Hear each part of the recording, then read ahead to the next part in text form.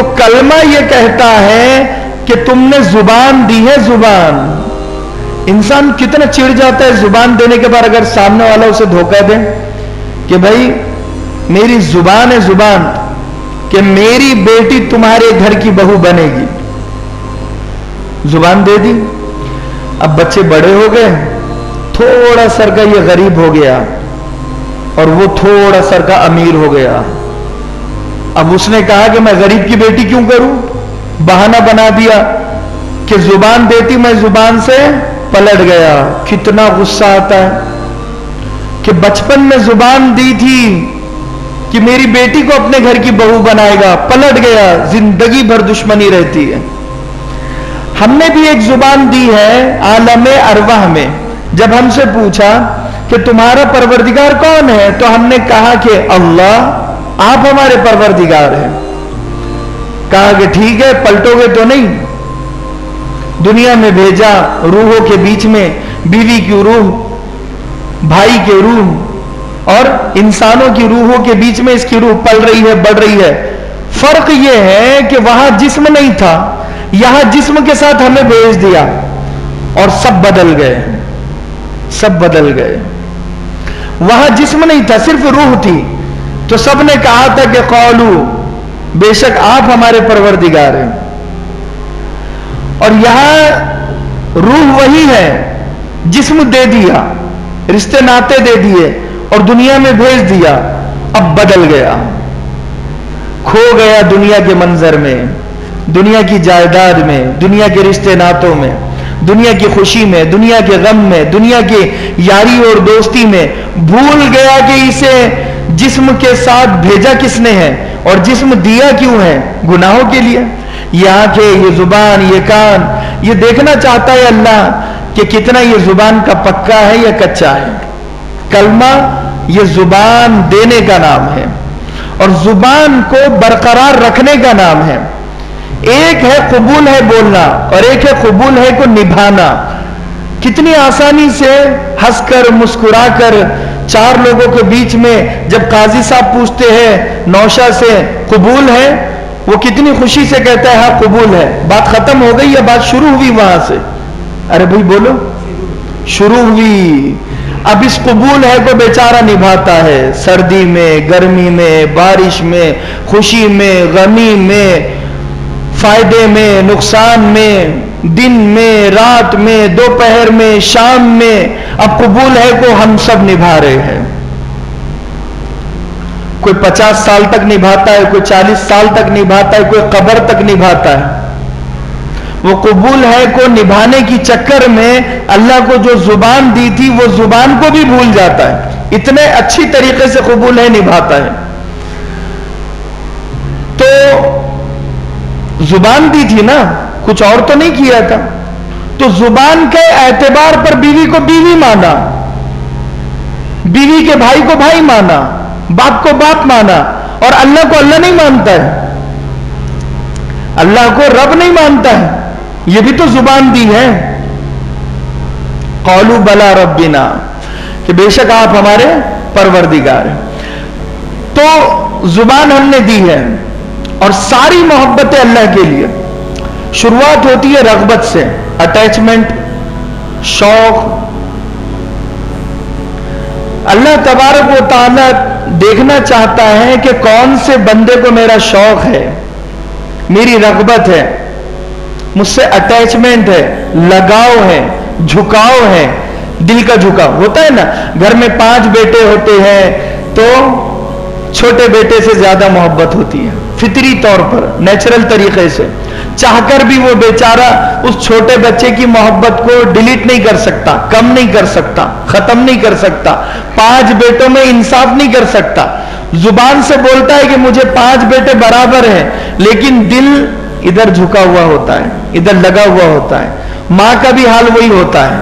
ماں بولتی ہے زبان سے کہ میرے آنکھوں میں سب برابر ہے، ویسا معاملہ نہیں ہے. ماں کا دل کسی ایک پر بیٹھ جاتا ہے، جھک جاتا ہے، لگ جاتا ہے. ماں دل دے بیٹھتی ہے اس بچے کو. تو وہ جو پہلی سچویشن ہوتی ہے، پہلی منزل ہوتی ہے، اسے رغبت کہتے ہیں. تو اللہ اپنے بندوں میں دیکھنا چاہتا ہے کہ ایسا لگاؤ کون سے بندوں کو میرے ساتھ ہے. دل کا لگاؤ، دل کا لگاؤ. اور جب یہ لگاؤ آگے بڑھتا ہے، اس پر محنت ہوتی ہے، اس کو استقامت سے نبھاتا ہے، آگے بڑھتا ہے، تو اب یہ طلب بنتی ہے. طلب کا مطلب ہے ضرورت، کوشش. جس کے بغیر یہ زندہ نہیں رہ سکتا اسے کہتے طلب، ضرورت. رغبت سے ایک قدم آگے بڑھا تو رغبت طلب میں بدل گئی. اب یہ اللہ کے بغیر رہ نہیں سکتا. اب اللہ سے اسے لگاؤ ہو چکا ہے. تو اللہ اپنے بندوں میں یہ دیکھنا چاہتا ہے کہ رغبت طلب میں بدلی کیا نہیں بدلی ہے. تیسری سچویشن، جب طلب پر محنت ہوتی ہے اور طلب آگے بڑھتی ہے اور طلب کو یہ سنبھالتا ہے تو یہ محبت بن جاتی ہے. اللہ دیکھنا چاہتا ہے کہ یہ بندے کی محبت میں رغبت اور طلب دو چیزیں ہے یا نہیں ہے. اور محبت، طلب اور رغبت میں فرق یہ ہے، رغبت انسان کو سب سے ہوتی ہے. شوق انسان کو خربوز کا بھی ہوتا ہے، تربوز کا بھی ہوتا ہے، اور راستوں کا بھی ہوتا ہے، گاڑیوں سے بھی ہوتا ہے. یہ رغبت ایک شوق ہے، میرا شوق ہے. طلب اسے کہتے ہیں جو ضرورت بن جاتی ہے. وہ سارے شوقوں میں یہ ایک شوق کی اسے ضرورت ہے، اور اب وہ طلب اور وہ ضرورت محبت بن جاتی ہے کہ اس کے بغیر اب یہ زندہ نہیں رہ سکتا. اس کی سانسیں بن چکی ہے یہ.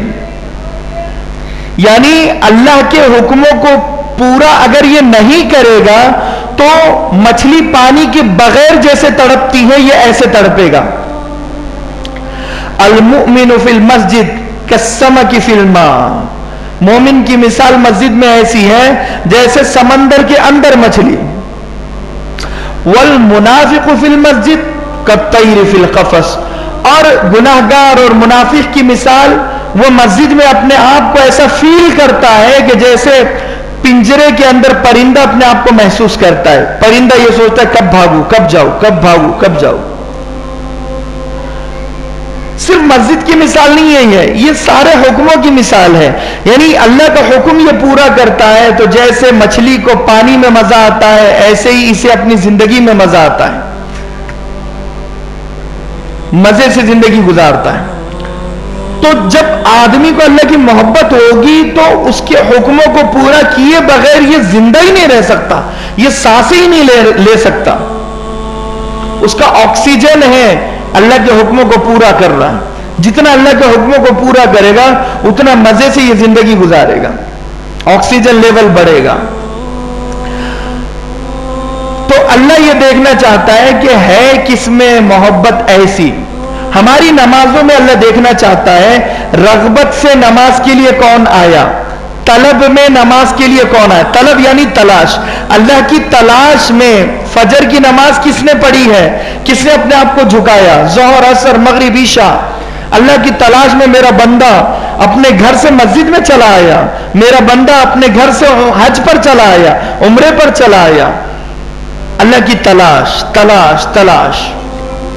ہماری نمازوں میں دکھنا چاہیے کہ یہ رغبت ہے، یہ شوق میں نماز پڑھ رہا ہے، اور یہ اللہ کی تلاش میں رکوع سجدہ کر رہا ہے. اور پھر تیسرے نمبر پر یہ اللہ کی محبت میں رکوع سجدہ کر رہا ہے. ہماری نمازوں کا وہ حال ہو، ہمارے روزوں کا، ہماری عبادتوں کا وہ حال ہو. اور 4 ارکان، حج، روزہ، زکوٰۃ اور نماز، دو ارکان سے جڑے ہوئے ہیں، ملے ہوئے ہیں. مثال کے طور پر نماز ہے، زکوٰۃ نماز سے جڑی ہوئی ہے، نماز کے تابع ہے. یعنی زکوٰۃ کا حکم نماز کو فالو کرتا ہے. کس طرح؟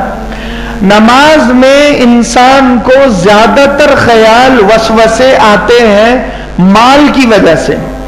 جتنا ہم بہک جاتے ہیں نماز میں रकातें भूल गए, क्या सूरत पढ़ी वो भूल गए, नमाज में दुकान पर चला गया, इधर चला गया, उधर चला गया। तो जितनी चीजें हमारी नमाज को बिगाड़ती है, कहीं ना कहीं उन तमाम चीजों का ताल्लुक माल से होता है। तो माल ये जड़ बना है नमाजों को खराब करने की। माल ये बुनियाद बना है कि ये नमाजों को खराब कर रहा है। अब इस माल की मोहब्बत को बंदों के दिलों से निकालना जरूरी है। तो इस माल की मोहब्बत को बंदों के दिलों से ज़कात के जरिए से निकाला है। ज़कात निकालो। जिसके दिल में माल की मोहब्बत होगी ना, वो ज़कात नहीं निकालने के बहाने ढूंढेगा। वो साल पूरा होने से पहले सारे माल को खर्चा कर देगा, या अपनी बीवी को हिबा कर देगा, या किसी और के नाम पर ट्रांसफर कर देगा पैसा, जो ज़कात नहीं देना चाहता है। अलामत यह है कि उसके दिल में माल की मोहब्बत है। वो ये सोचता है मेरी मेहनत का पैसा है, मैं क्यों गरीबों फकीरों में बांटूं। वो ये नहीं माल की मोहब्बत में करता है।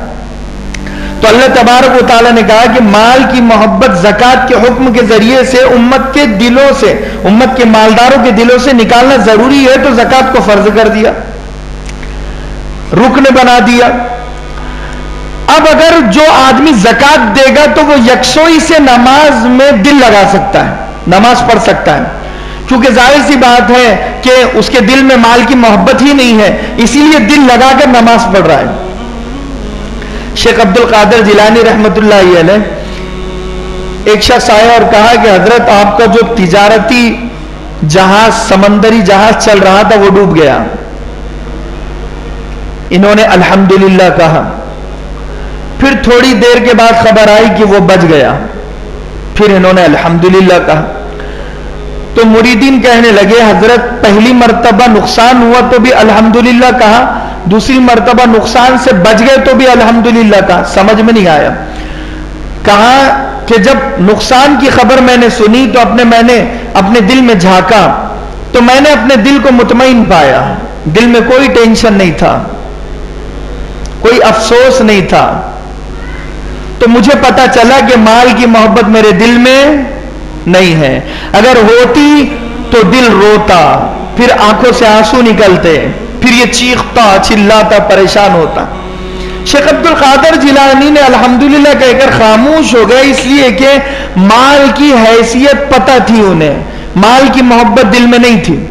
और जब खबर मिली कि बच गया तो दिल में झांका। दिल को खुशी हुई या नहीं हुई? नुकसान से बच गए ना, खुशी होती है ना आदमी को, भाई बाल मेरा नुकसान होते होते बच गया, खुशी होती है। तो मैंने अपने दिल को टटोला तो मेरे दिल में कोई खुशी नहीं हुई।